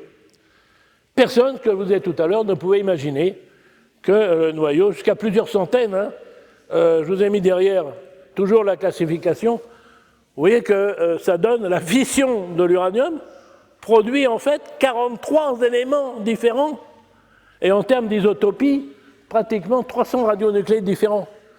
Donc c'est ça que vous obtenez quand vous bombardez de l'uranium avec des neutrons. Donc c'est ça que les chimistes récupèrent dans leur espèce de soupe qu'ils doivent étudier, quoi. Donc on comprend qu'il même de rien. Alors les 3 derniers acteurs, ils sont là. Vous avez une physicienne qui est Lise Meitner, et 2 chimistes allemands, Otto Hahn et Irène, toujours. Et donc ça va se passer entre Otto Hahn et Irène, une espèce de retour de balle, Roland Garros en ce moment on peut dire, dans le retour de balle, voilà. Donc, vous voyez, pendant plusieurs années, Fermi va être persuadé qu'il a découvert un ou plusieurs éléments au-delà de l'uranium sans pouvoir le prouver. Et il ne peut faire qu'une étude radiométrique, c'est-à-dire des rayonnements, mais ça ne donne rien les rayonnements. Ce n'est pas suffisant. Donc, vous avez compris que les laboratoires européens, évidemment, vont s'en mêler, et comme la langue française est bien faite, les laboratoires européens s'en mêlent, et donc les laboratoires européens s'en mêlent. Irène Joliot-Curie est la première à dire « je trouve du lantane ». Ah oui, mais le lantane, c'est beaucoup plus petit que l'uranium, c'est pas possible. Ah ben moi, je trouve du lantane radioactif, c'est pour ça qu'elle l'appelle radiolantane, avec même une période, vous voyez, qu'elle lui donne. Et évidemment, tous les autres disent bah, « non, c'est absurde ». Vous voyez, Otto Hahn, en Allemagne, se moque d'elle et dit « Ah, ben, tiens, Irène, elle vient d'inventer le curiosium ». C'est un très joli jeu de mots, d'ailleurs, entre Curie, Irène Curie, et puis curieux, quoi. Hein. Ah, ben voilà, ça vient de sortir, tiens, elle a inventé le curiosium. Lui, il est persuadé qu'il a trouvé du radium, qui est quand même très proche de l'uranium, et il dit « Je vais montrer à Irène Curie que j'ai bien du radium et pas autre chose ». Ah ben tiens, eh ben, il n'a pas du tout de radium, il a du barium, encore plus petit que le lantane. Il faut bien se rendre à l'évidence qu'on a des noyaux plus petits que l'uranium. Donc c'est la publication donc, à Naturwissenschaften donc, du 22 décembre, on est pratiquement à Noël, vous voyez, 1938, mise en évidence les comportements de métaux alcalino-terreux lors de l'irradiation de l'uranium par les neutrons, en accord avec Irène Curie. Ah oui, maintenant, ça y est, ils sont d'accord. Ouf, tout rentre dans l'ordre. Et en tant que chimiste, nous devrions proposer le schéma et mettre les symboles barium, lantane, cérium, c'est-à-dire ça, c'est ce qu'ils trouvent. Et à la place, donc, de radium, actinium, thorium, c'est-à-dire des éléments autour de l'uranium. Mais ils disent, quand on écrit ça, tous nos copains physiciens, proches donc de ce qu'il appelle chimiste nucléaire, et vont vouloir nous balancer. Alors, il avance prudemment, hein, il dit, en tant que chimiste nucléaire, proche d'une certaine manière de la physique, nous ne sommes pas encore prêts à franchir ce pas, contraire à toutes les expériences connues. Ah oui, mais c'est comme ça. Bon. Il serait encore possible, malgré tout, qu'une série d'improbables coïncidences ait entaché d'erreur les résultats. Mais on sent qu'il n'y croit pas quand même. C'est Lise Meitner et son neveu, Otto Frisch, qui vont résoudre l'énigme. 22 décembre, vous avez vu. Alors Lise Meitner, en fait, elle a travaillé pendant 30 ans avec Otto Hahn à Berlin. Elle était autrichienne, juive autrichienne. Et ben, le climat en 1938, on vous l'a appris dans d'autres cours, c'est pas... Voilà. Elle était protégée par son statut d'Autrichienne jusqu'à l'Anschluss. Ce jour-là, les nazis rentrent dans le laboratoire, cassent tout. Alors elle arrive quand même d'une grande... Qu'est-ce que vous faites? Tais-toi, sale juive, et de toute façon, t'inquiète pas, on revient dans les jours qui viennent et là, tu n'auras plus de soucis à te faire pour ton avenir. Il y avait un jeune chercheur danois qui faisait sa thèse, qui était venu les voir, tout à fait par hasard, en voiture, et il emmène Lise Meitner cachée dans le coffre de voiture, cette femme qui avait déjà au moins 60 ans, cachée, franchir la frontière. Heureusement, le coffre pas ouvert, et elle se retrouve chez Niels Bohr. Hein, vous avez entendu parler de Niels Bohr, l'atome de Bohr, hein, la grande famille du nucléaire, donc il l'accueille. Et donc elle est chez Niels Bohr. Elle invite son neveu Otto Frisch pour Noël. Et Otto Frisch raconte, et j'ai eu la chance de le connaître, alors il n'avait plus cette tête-là, il était bien plus vieux que ça, mais il parlait bien français. Et il dit, j'arrive et je vois Lise Meitner assise en train de lire une lettre. Et elle était dans un état mais déprimé et tout. Je lui dis, bah, qu'est-ce qui t'arrive? Tiens, lis. Alors Otto Frisch, il prend la lettre, il lit. Oh, bah, il dit, c'est n'importe quoi. C'est impossible, c'est quoi ça? Otto Hahn a écrit ça? Tu n'as pas le droit de dire ça. J'ai travaillé 30 ans avec Otto Hahn. C'est un très bon chercheur, très prudent. S'il écrit ça, c'est que c'est vrai. On retombe un peu sur l'histoire de Marie Curie tout à l'heure. S'il écrit ça, c'est que c'est vrai. C'est simplement qu'on n'est pas fichu d'interpréter comme il faut. Alors Otto Frisch continue, il dit, il faisait très beau, grand soleil, il y avait de la neige partout, et il dit, écoute, allez, tu mets tes skis, moi je vais suivre à côté, parce qu'elle était âgée, et on va réfléchir. Et d'un seul coup, il s'arrête, elle lui dit, stop. Il retire la neige sur un tronc de sapin qui était abattu. Regarde, on va faire le calcul. Ils font le calcul de la réaction de l'uranium avec un neutron qui donnerait des noyaux plus petits. Et ils s'aperçoivent que cette réaction, et ça vous le savez, dégage de l'énergie. Or, vous l'avez aussi appris en chimie, toute réaction qui dégage de l'énergie est une réaction possible. Ça ne veut pas dire obligatoire, mais possible. Et donc, si cette réaction, un neutron qui arrive sur le gros noyau, produit des noyaux plus petits, dégage de l'énergie, c'est que cette réaction est possible. C'est eux, donc, effectivement, alors ils rentrent, après ils font les calculs un petit peu mieux, etc. Et on a la suite. Au début de l'année 39, donc, vous récupérez là donc, Fermi, Szilard, Anderson et Joliot-Curie, qui vont mettre en évidence ce qu'on voit ici, c'est-à-dire la fameuse réaction en chaîne, parce que j'ai aussi entre 2,5 et 3 noyaux en moyenne qui sont éjectés par chaque fission, évidemment, et si on ne contrôle pas la réaction, c'est une réaction qui peut se développer. Mais on sait aussi, donc vous le voyez ici, contrôler la réaction, puisque la première manifestation de l'énergie de fission, c'est ce qu'on appelle la pile de Fermi. On est le 2 décembre 1942. Donc, alors, une énorme pile, comme vous voyez. Quand on a dit à Fermi, mais pourquoi vous avez appelé ça une pile? Vous vous êtes souvenu de Volta, qui était italien comme vous, et qui a fait la première pile pour faire l'électricité? Oh, il dit non, j'y ai pas pensé. Non, j'ai simplement empilé des blocs de graphite, et donc j'ai dit, bah, ça fait une pile. Voilà. Donc, la pile de Fermi, 2 décembre 1942. Donc, je vous le disais, c'est la fin de ma conférence, là. Ça va être fini pour 11h30.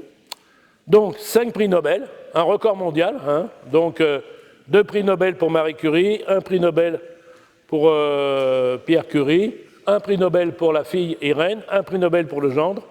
Ça fait bien 5 au total. Et 5 couples ont obtenu ensemble un prix Nobel, dont les 2 couples Curie, mais jamais 5 dans la famille. Hein. Jamais plus de 2, vous voyez. Les 2 duos, d'ailleurs, mère-fille et père-fille, c'est la famille Curie uniquement. Il y a des duos père-fils, dont Niels Bohr, dont on parlait tout à l'heure. Son fils aussi a eu un prix Nobel de physique. Mais jamais, voilà, jamais plus. Bon. Alors, et pourtant, effectivement, quand on regarde, nul n'est prophète dans son pays, vous voyez. Pierre Curie n'a jamais été membre de l'Académie des sciences, Marie non plus, Irène jamais non plus, Frédéric Joliot, lui, en 1943, enfin 8 ans après avoir eu le prix Nobel. C'est un peu bizarre, mais quand même, l'élément 96 s'appelle Curium. Hein. Donc, et il y a eu d'autres hommages, vous voyez, l'astéroïde 7000, donc Curie, et vous avez Sklodowska pour un cratère lunaire et un autre martien en 73. 3 minéraux, toujours des belles couleurs. Vous retrouvez dedans soit Curie, soit Sklodowska, un peu dans le nom. Hein. Bon. Des timbres, bien sûr. Ça, là, il y en a beaucoup. 2 musées, un à Paris et un à Varsovie. Donc, l'Université de Paris, qui s'appelle Pierre et Marie Curie. Marie Curie est la femme la plus citée au fronton des établissements scolaires et universitaires laïques dans notre pays. Et pour ce qui concerne les noms de rues, vous voyez, sur les 10 femmes dont les noms sont donnés à des rues, bien, Marie Curie est la seule qui n'est ni une sainte, ni un personnage biblique.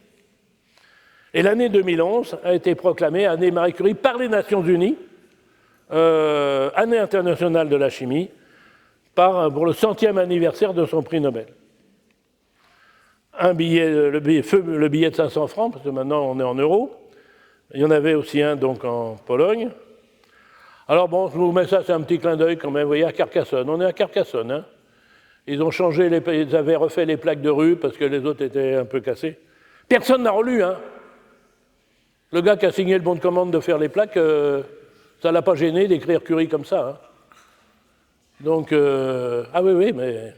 Alors, ce n'est pas une fake news, puisque on a même encore, on peut le retrouver, c'est passé sur FR3 régions, etc. Enfin, là-bas, ça a un peu remué un peu les esprits, quoi. Pierre Curie, voilà. C'est ça la célébrité. Et vous le savez, évidemment, voilà, il y a eu le transfert de leur dépouille au Panthéon.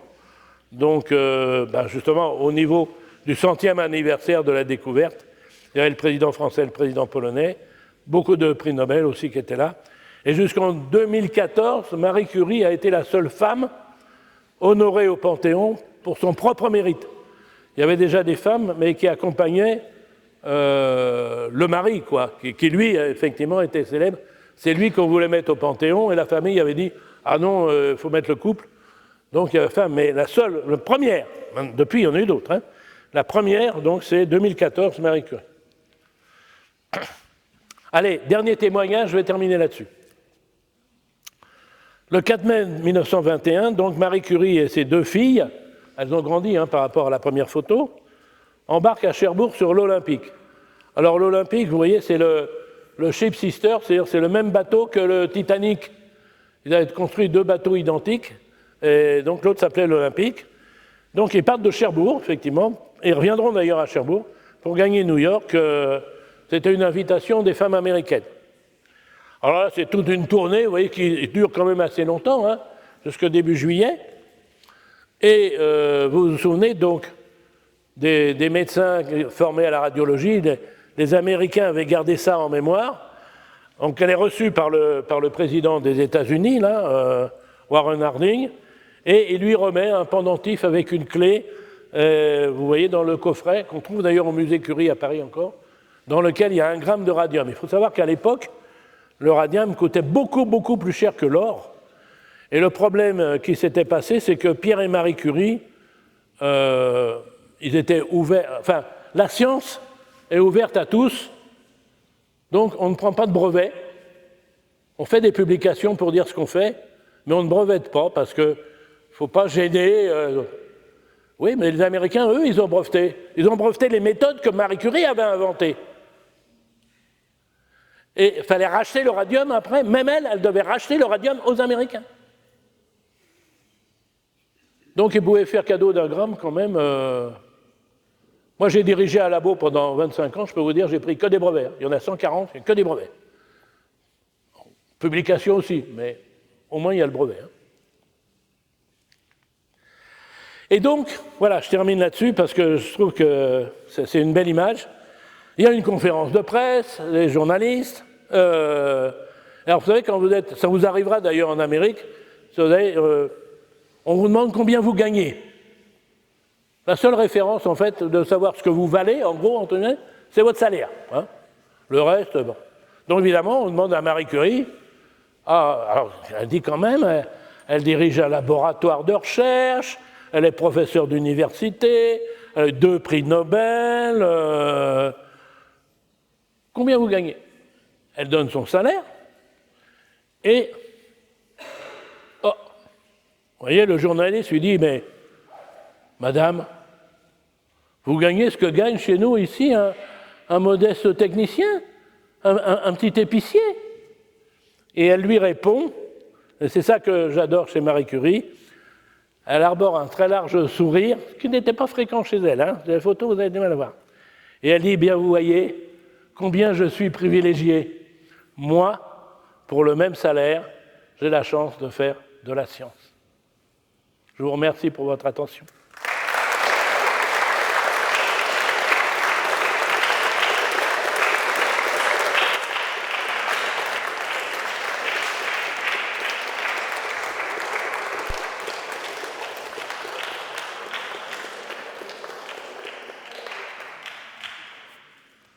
Alors, on passe aux questions, si vous en avez.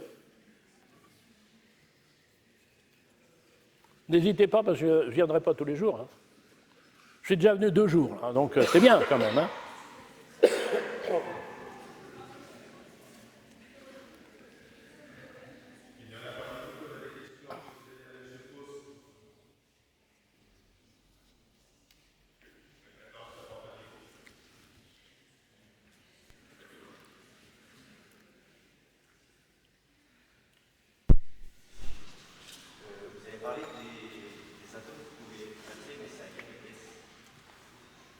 Je n'ai pas bien compris votre question. Mettez le micro proche. C'est à quelle vitesse qu'on peut les traverser, les atomes? La quoi, les atomes. Oui. C'est à quelle vitesse qu'on peut les traverser? Ah bah, il faut aller à la même vitesse que les électrons. 20 000 km par seconde au moins, vous pouvez faire plus. Pas beaucoup moins. Mais ce n'est pas un problème. Hein. Si vous n'avez pas encore fait les calculs, mais si vous faites plus tard des études scientifiques, vous verrez... Donc, ça se calcule facilement en fonction de l'énergie. Ils ont une énergie, quand ils sont émises, en particulier les particules alpha, ils ont une énergie considérable. Hein, donc, on se trouve dans ces vitesses-là, oui. Hein, l'image du ventilateur, elle est bonne, si vous voyez. Vous voyez un ventilateur qui tourne. Bon, bah, vous n'allez pas passer le doigt dedans, bien sûr. Hein. Et si vous allez à la même vitesse que les pales du ventilateur, bah, si vous les voyez tourner comme ça, bah, vous avez le temps de passer hein, à côté, hein, voilà. Donc, et on comprend l'histoire du ballon de foot et des 7 à 100 km, on comprend qu'effectivement, tous les alphas qui passaient à travers la feuille d'or, ils ne voyaient quasiment rien, parce que c'est comme si vous aviez des ballons alignés sur 100 km avec autant de footballeurs, ou du moins des milliers de footballeurs sur 100 km, ils vont partir et il n'y en a qu'un qui va taper dans le ballon. Donc voilà, c'est le décor.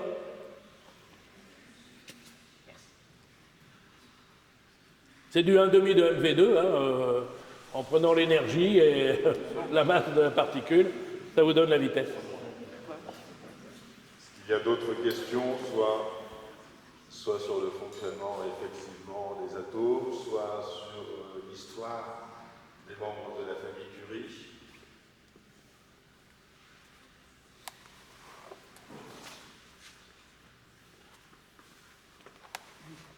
Ah, il y a des questions devant.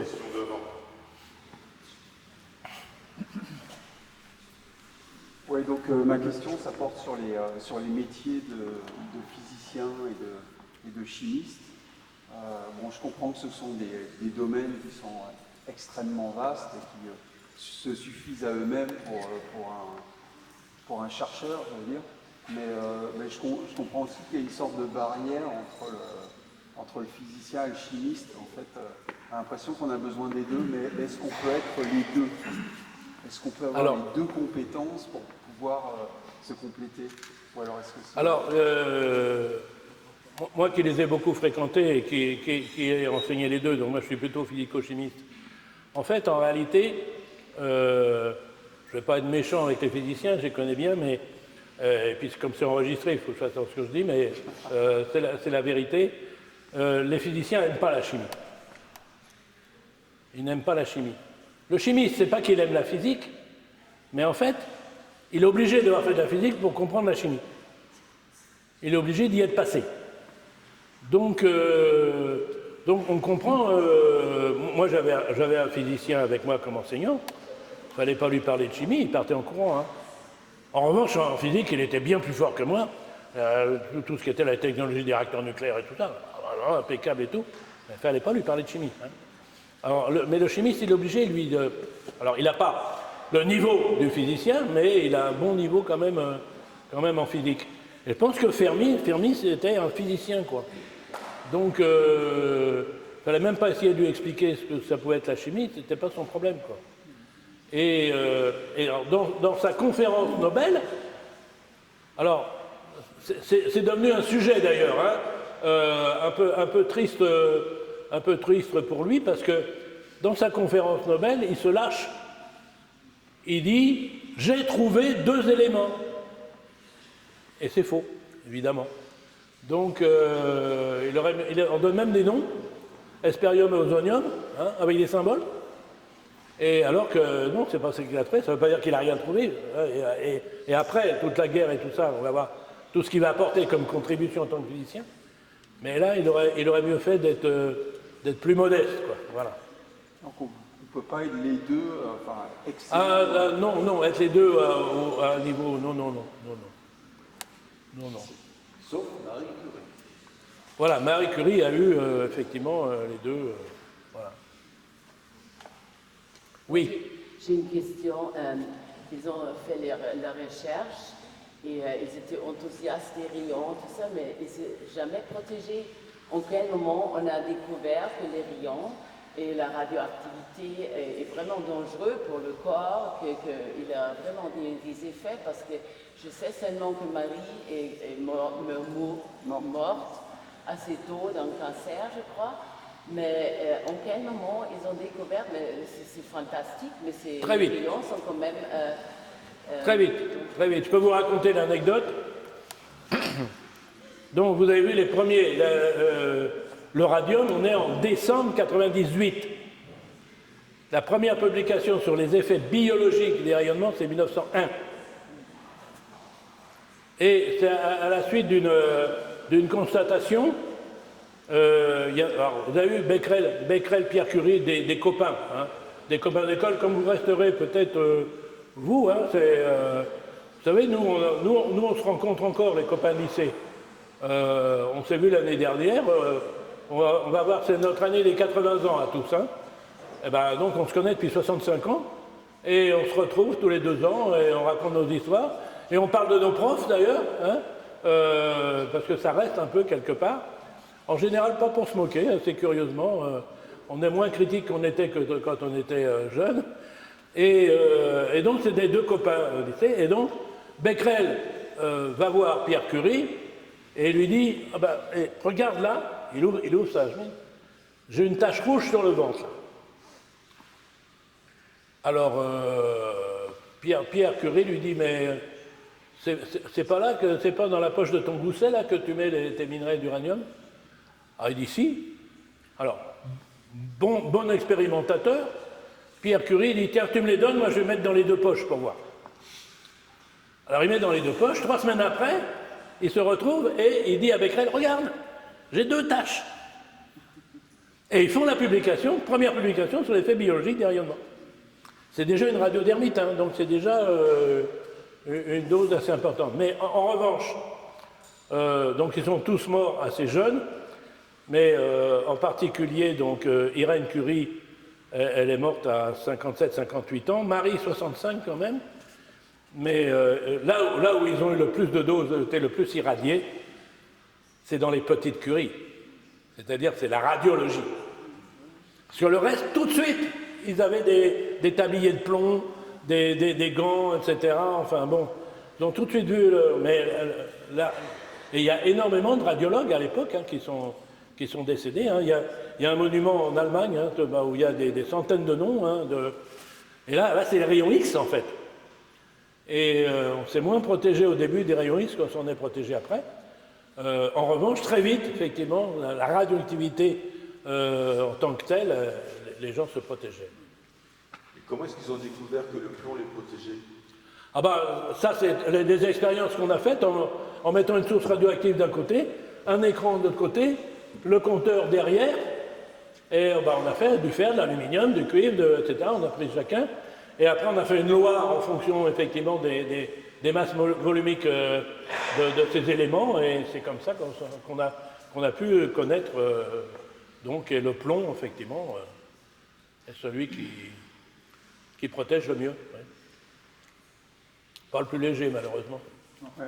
Moi, il me semblait qu'il y avait, il y a eu des produits qui ont été vendus, justement, qui avaient de la radioactivité, mais prétendant avoir des vertus thérapeutiques. Donc ça va à l'encontre de ça. En fait. Oui, alors ce qu'il faut savoir, c'était des escrocs. C'était des escrocs. Fort heureusement, alors il y a eu un seul drame d'un Américain alors lui il faisait ça à titre personnel. Et donc plus ça allait mal, plus il en prenait, et donc plus il se prenait des crèmes au radium, et plus il en prenait, plus il allait mal. Bon, ça a mal fini. Mais fort heureusement, quand on regarde bien, en gros, alors ça se mesure en becquerel, hein, on a une propre radioactivité nous-mêmes, hein. Là, votre radioactivité, à peu près, vous n'êtes pas trop lourd encore, vous êtes de l'ordre de 10 000 becquerels. Hein, donc 10 000 désintégrations par seconde quand même, d'éléments radioactifs naturels que vous avez dans votre corps. Mais donc l'unité à l'époque, c'était millicurie, microcurie, et les crèmes qu'ils vendaient, quand on regarde, c'était marqué 1 millionième de microcurie. Or, 1 millionième de microcurie, c'est 0,01 becquerel, c'est-à-dire qu'il n'y a rien dedans, quoi. Donc, on voulait faire croire, fort heureusement, hein, si vous voulez, c'est de vendre le truc. Bon. Donc, ils le vendaient, mais dedans, fort heureusement, il n'y avait rien, quoi. Mais il y a eu une mode, oui, il y a eu une mode, oui, tout à fait. Est-ce qu'il y a d'autres questions? Non. Pas chez les très anciens élèves non plus. Non. Écoutez, je vous propose, voilà, c'est ça. Je remercie M. Faust.